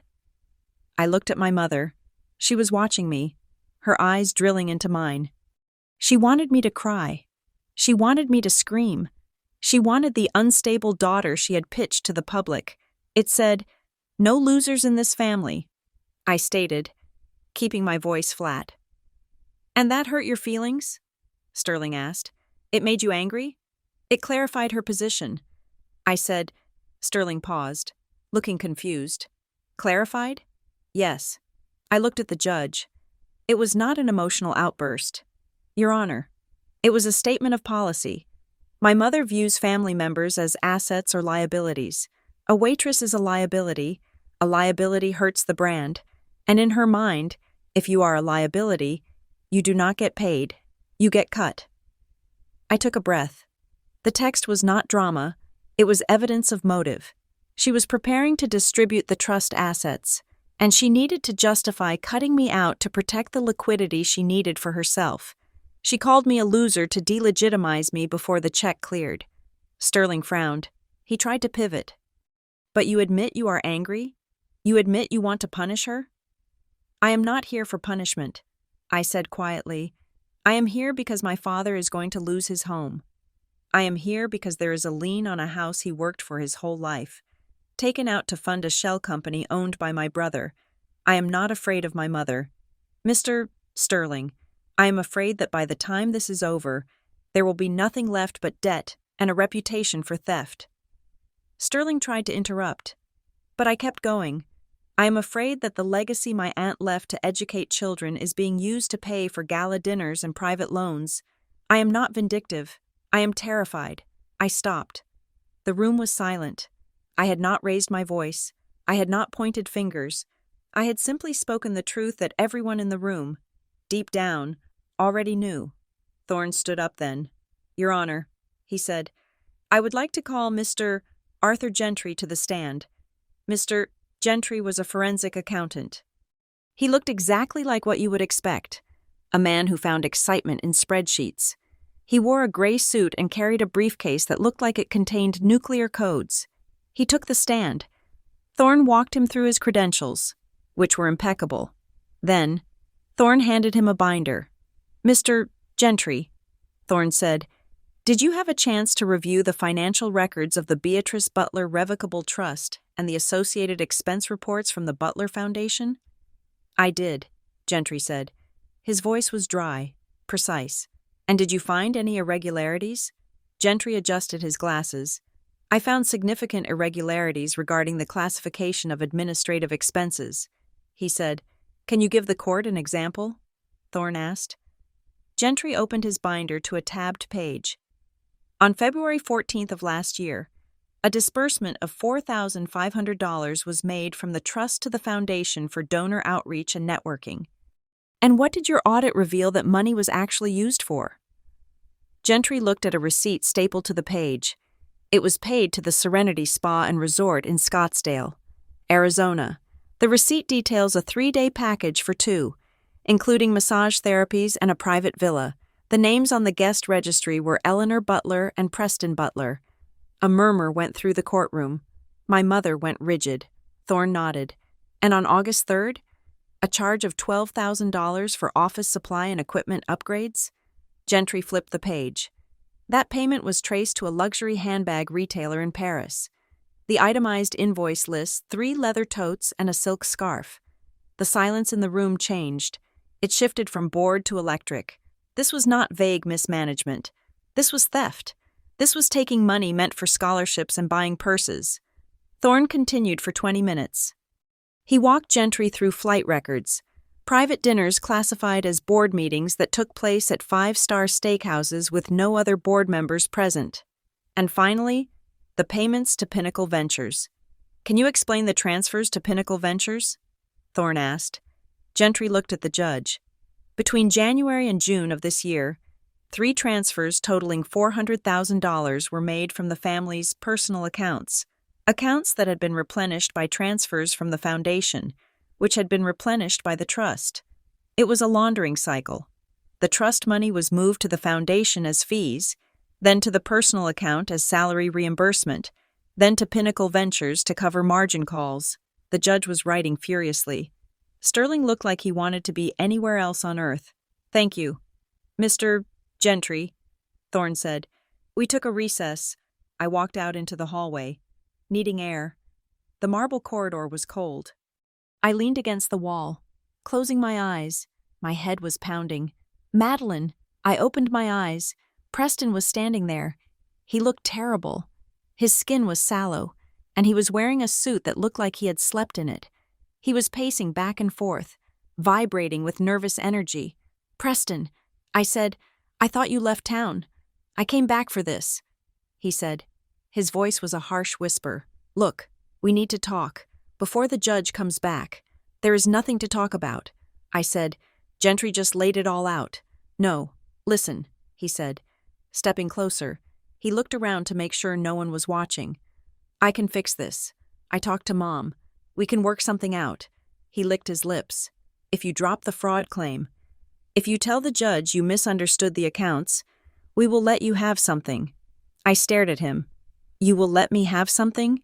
I repeated. "Yeah," he said, nodding quickly. "We can give you a cash payout. 50,000? Maybe 60? You can walk away. You can go back to your life. We just need this to go away." "Maddie, the fraud charge. It is going to kill the business. It is going to kill Mom. He was trying to buy me with my own money. He was trying to bribe me with pennies while they stole millions. And he still, even now, thought he was the one in control. He thought he was the benevolent brother offering a handout to the poor sister." "Preston," I said, my voice low, "you do not have $60,000.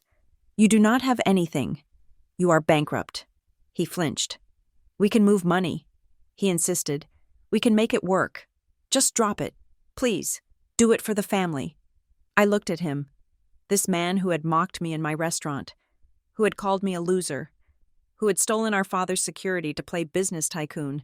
"I am doing this for the family," I said. I am cutting out the rot. His face twisted. The desperation melted away, replaced by the familiar sneer. You are enjoying this, aren't you? He hissed. You love seeing us squirm. I do not love it. I said, I hate it, but I'm not going to stop. I turned and walked back toward the courtroom doors. You are going to regret this, he called after me, his voice echoing off the marble. You are going to end up with nothing. I pushed the heavy doors open and went back inside. Judge Holloway returned to the bench 20 minutes later. She did not waste time. She did not look at the attorneys. She looked at the papers in front of her. I have reviewed the testimony and the forensic evidence presented, she said. Her voice was dry, stripping away any pretense of drama. The evidence of financial mismanagement is compelling. The commingling of trust assets with personal expenses, specifically the items detailed by Mr. Gentry, constitutes a clear breach of fiduciary duty. She looked at my mother. Mrs. Butler, this court finds that your continued control over the Beatrice Butler Revocable Trust poses a significant risk to the beneficiaries. My mother stood up. Your Honor, Sit down, Mrs. Butler, the judge snapped. My mother sat. The judge continued. I am issuing a preliminary ruling, effective immediately. Eleanor Butler is removed as trustee. All accounts associated with the trust and the Butler Foundation are frozen pending a full audit. She turned to the clerk. I am appointing an independent fiduciary, Mr. Samuel Weiss, to take temporary control of the estate. He will have full authority to review all past transactions. Furthermore, I am ordering a full accounting of the $400,000 transferred to Pinnacle Ventures. If that money was derived from trust assets, the court will seek repayment from the involved parties. She looked at Sterling. Mr. Sterling, you will advise your client that any attempt to access these funds or destroy records will be met with immediate contempt charges. Are we clear? Crystal, Your Honor, Sterling said. His head bowed. Court is adjourned. The gavel banged. It was a sharp, wooden sound that signaled the end of my mother's reign. I stood up. My legs felt weak. Thorne put a hand on my shoulder. We did it, he said quietly. I looked across the aisle. My mother was sitting perfectly still. She was staring at the space where the judge had been. Then, slowly, she turned her head and looked at me. Her eyes were dead. There was no anger, no sadness, just a void. She stood up and walked toward the exit. I had to follow. We met in the lobby. It was unavoidable. The elevators were slow. There were a few people in the lobby, lawyers, clerks, maybe a local reporter who hung around the courthouse looking for scoops. My mother stopped in front of me. She was trembling. You, she said. The word came out like a curse. You think you won? She asked. Her voice was rising, cracking the polished veneer she had maintained for decades. You think you are special? You are a stain. Madeline, you are a stain on this family. People turned to look. A security guard looked up from his desk. You chose strangers over your own blood, she shouted, her face contorting. You sold us out for what? For vindication? You are nothing. You will always be nothing. She was screaming now. The echo was terrible. It was the sound of a woman whose entire identity was built on control, realizing she had none left. Then, she saw the reporter. She saw the cell phones coming out. And just like that, the mask snapped back into place. It was terrifying to watch. She inhaled, smoothed her skirt, and lowered her hands. She forced a smile that looked like a rictus of pain. She turned to the people watching. I apologize, she said, her voice shaking but controlled. It has been a very emotional day. Families are complicated. We are working through it. She turned back to me, her eyes whispering hate while her mouth smiled for the audience. We will talk later, darling, she said. She walked out the revolving doors, her head held high, walking over the wreckage of her reality as if it were a red carpet. I stood there, shaking. It was the split I had always known was there. The monster and the matriarch, finally revealed to the world. The next day, I moved my father. He could not stay in the house. The atmosphere there was toxic. My mother was barricaded in the master bedroom, on the phone with criminal defense lawyers, screaming at anyone who would listen. Preston was gone again, hiding from the bankruptcy creditors. My father was a ghost in the hallways. I found him a small rental on the north side of town. It was a 2-bedroom bungalow with peeling yellow paint and a porch that sagged slightly to the left. It cost $1,200 a month. I paid the deposit from my savings. I drove to the big house with a stack of cardboard boxes. I let myself in with my key. The house was silent. I found my father in the study. He was sitting in his leather chair, staring at a wall of books he had never read. Ready. "Dad?" I asked. He looked up. He looked so old. "She is upstairs," he whispered. "She has not eaten in 2 days. She will eat when she is hungry." I said, "Come on, let's pack your clothes." We packed in silence. We took his suits, his shoes, his medication. We took the photo of him and me fishing when I was 10. We did not take the silver. We did not take the art. We took only what was his. I carried the last box to my car. My mother did not come down. She did not try to stop us. Her silence was louder than her screaming. It was the silence of someone who was plotting, or perhaps someone who was finally, truly broken. The rental was small. The furniture was mismatched. I had scavenged a sofa from a thrift store and a table from my own apartment. My father sat on the beige sofa. He looked around the small living room. It smelled of lemon cleaner and old carpet. "It is small," he said. "It is safe," I said. "No one is going to yell at you here. No one is going to make you sign anything." He nodded slowly. He leaned back, and for the first time in years, I saw his shoulders drop. The tension that had held him upright like a wire puppet was gone. "Thank you. Maddie," he said. I ordered a pizza. We ate it out of the box, sitting on the floor because we did not have chairs yet. It was the best meal I had had in weeks. I got home at midnight. My body ached from lifting boxes. I parked my car in the lot of the Pines and walked up the stairs to my apartment. My phone buzzed in my pocket.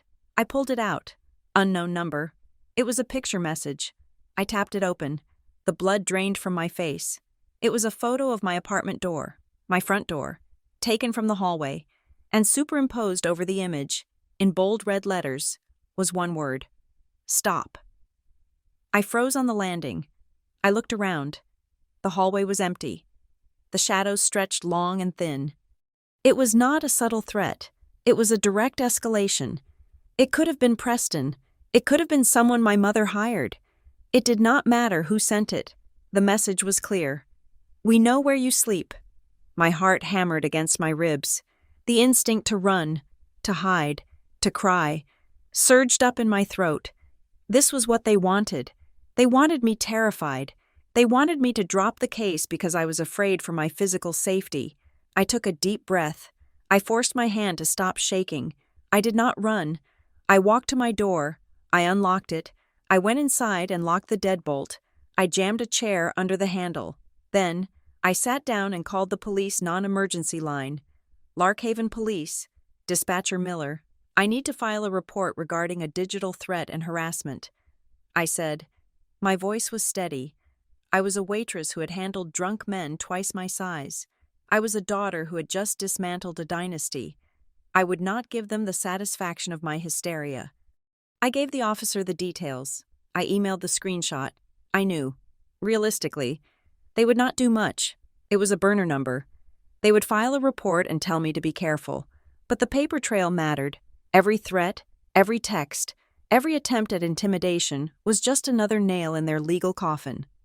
After I hung up, I ordered a heavy-duty security bar online for $40. I changed my route to work for the next day. I texted Sam to let him know I might need an escort to my car after shifts. I did not reply to the text. I did not block the number. I saved it. Evidence. 3 days later, I met with Samuel Weiss, the independent fiduciary appointed by the court. His office was small and cluttered, filled with stacks of files that leaned precariously like the Tower of Pisa. Weiss was a short, bald man with kind eyes and a sharp mind. "Ms. Butler," he said, gesturing to a chair. "Coffee? It is terrible, but it is hot. I declined. "We have begun the audit," Weiss said. He clasped his hands over his stomach. "It is extensive. Your mother's record-keeping was creative, to say the least. We are looking at potentially hundreds of thousands of dollars in misappropriated funds." I nodded. I knew that. "But that is not why I asked you here," Weiss said. He pulled a document from a folder. "If the court upholds the removal of your mother as trustee, which, given the evidence, is highly likely, the trust structure dictates a specific succession." He pointed to a clause. "Alternate beneficiary protection. Your aunt wrote this clause to trigger only in the event of fraud." Weiss explained, "It is fascinating. She essentially created a failsafe. If the primary trustee, your mother, is found to have defrauded the trust, the alternate representative, you, does not just step into a passive role." He looked at me. "You are granted what she calls stewardship authority. It means you would have the power to veto any future distributions to the offending party. You would control the purse strings for the entire family. You would decide if your mother gets a monthly allowance or if she gets nothing. You would decide the fate of the house." I stared at the paper.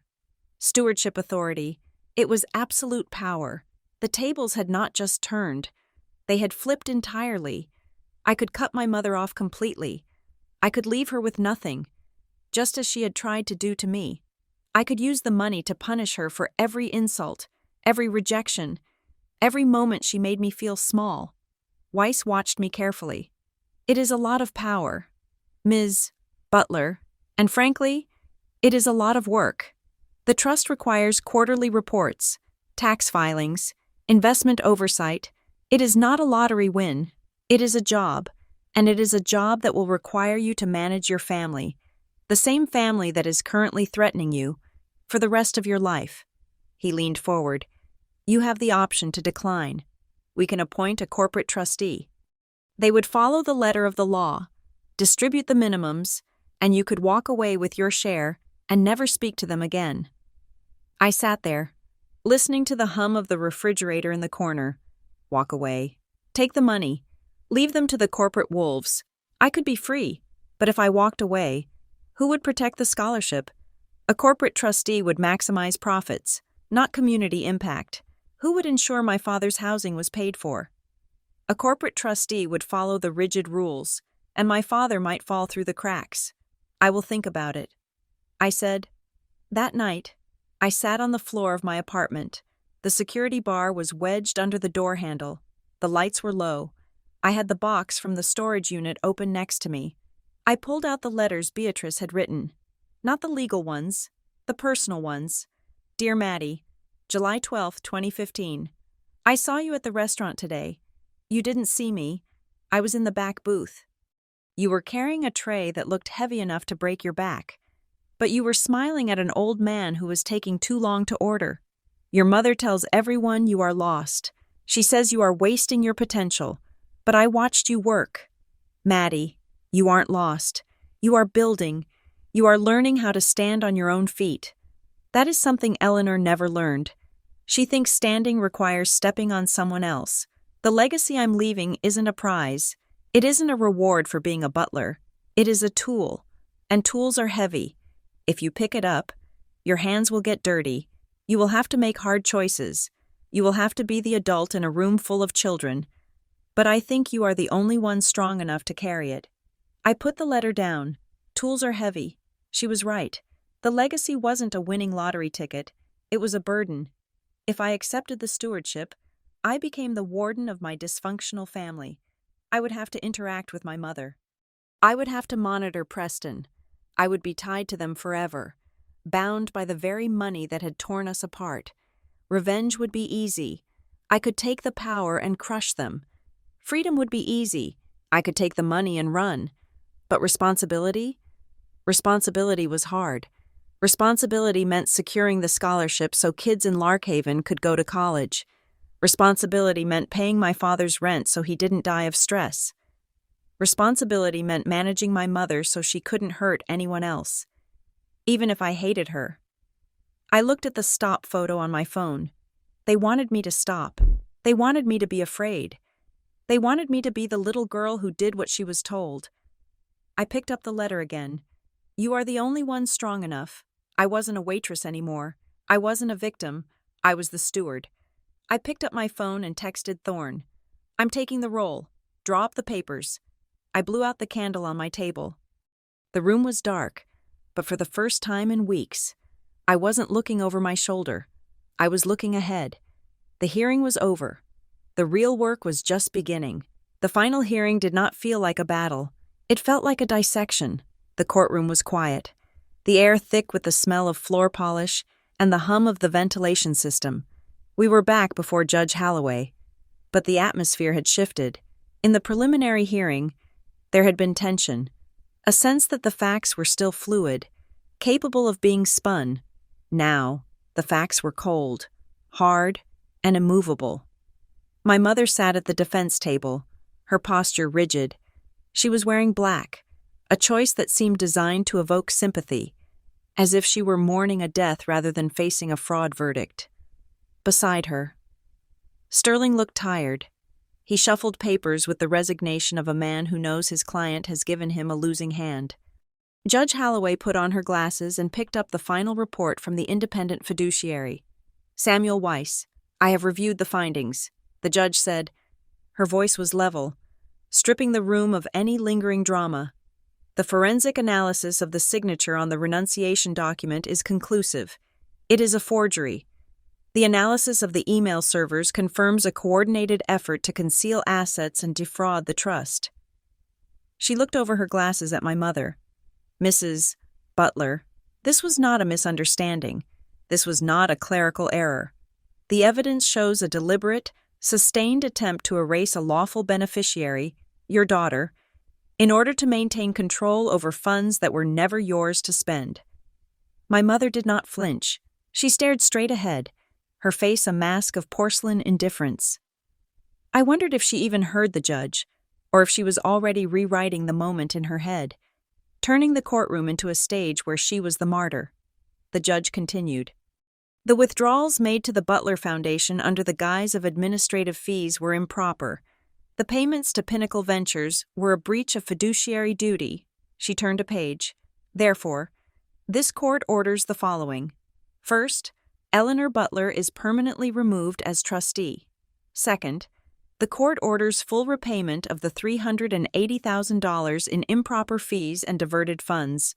This repayment will be levied against Mrs. Butler's personal assets. I heard a sharp intake of breath from the defense table. My mother's hands clenched into fists on her lap. Personal assets. That meant the remaining jewelry, the car, perhaps even her portion of the house equity. It meant the illusion of wealth was finally being stripped away to pay for the reality of her greed. Third, the judge said, looking at me, the court validates the intent of the Beatrice Butler Trust, specifically the scholarship and community grant provisions. To ensure this legacy is protected, I am authorizing the restructuring proposed by the independent fiduciary. Judge Holloway paused. Ms. Madeline Butler is hereby appointed as the family representative and steward of the trust. She will have oversight authority regarding all discretionary disbursements, including any funds allocated for the maintenance of the family home or the support of family members. The gavel came down. It was a dull thud, heavy and final. I sat there, feeling the weight of it settle onto my shoulders. Steward.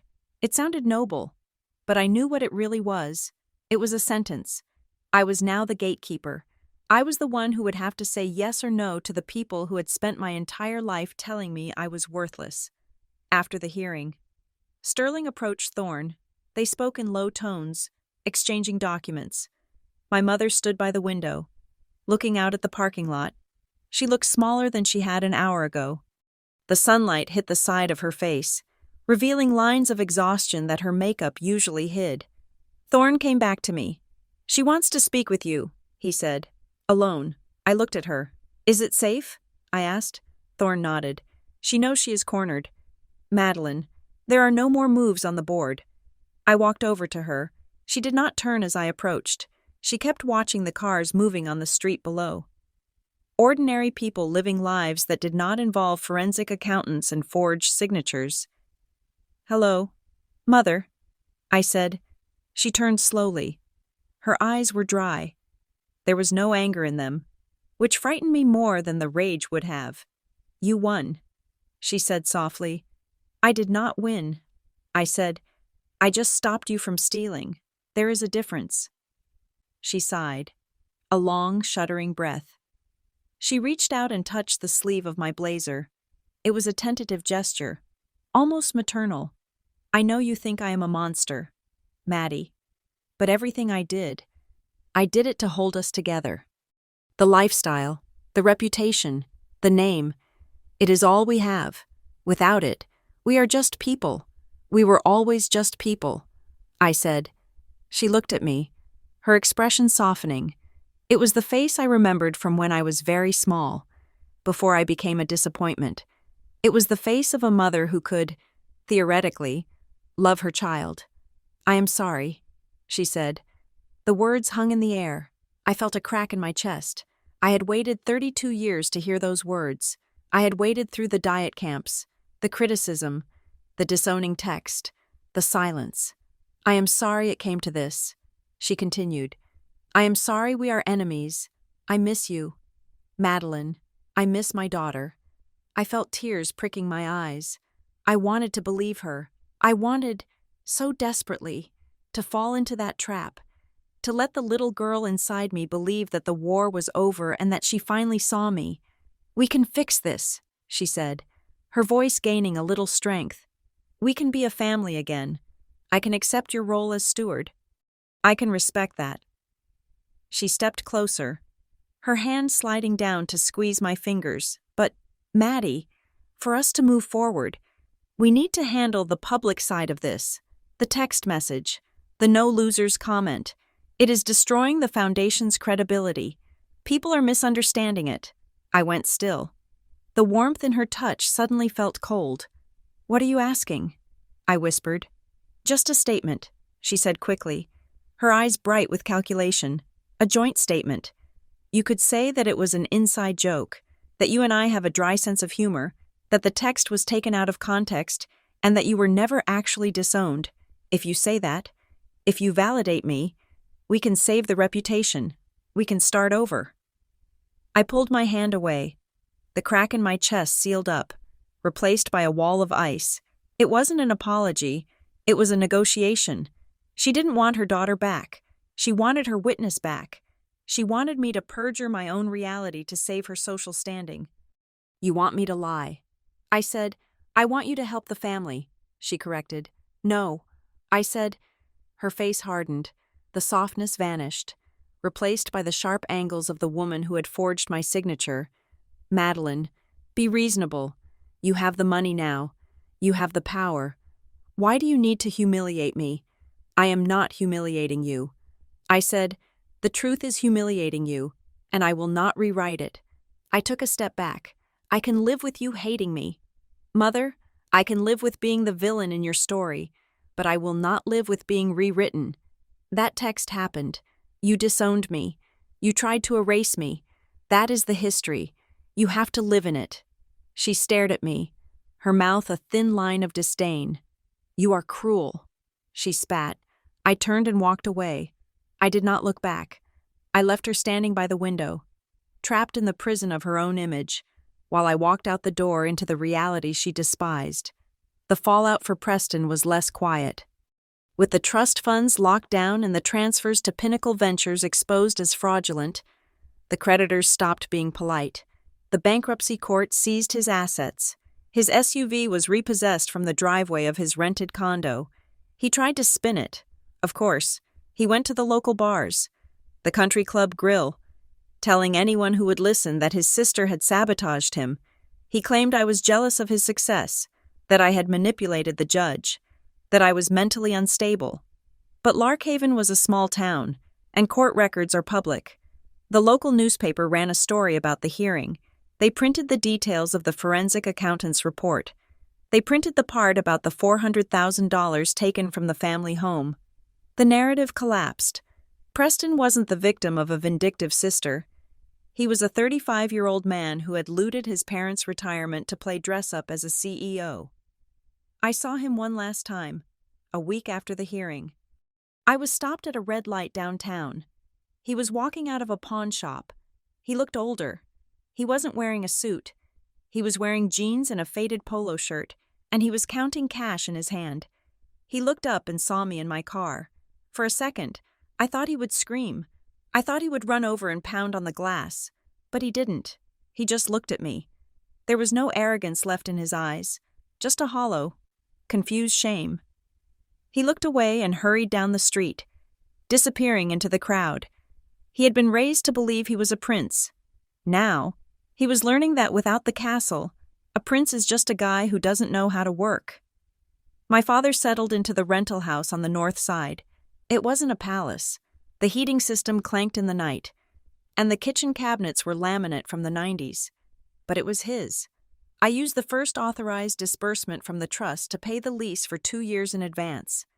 I set up a separate account for his groceries and utilities, structured so that the bills were paid directly. I didn't give him cash. I knew my mother. If he had cash, she would find a way to get it. I visited him on a Tuesday evening. He was sitting on the porch, reading a paperback thriller. He looked different. He wasn't hunched over anymore.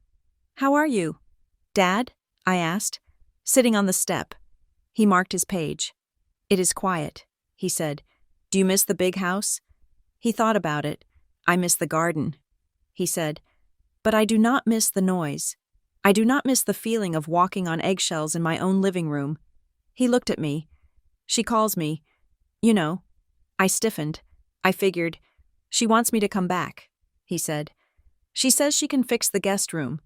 She says we can figure out the money." "What did you say?" I asked. He smiled. A sad, small smile. "I told her I already have a home, and that I paid the rent myself." He hadn't paid it himself. I had, but in his mind, it was his. He had chosen it. He had walked out.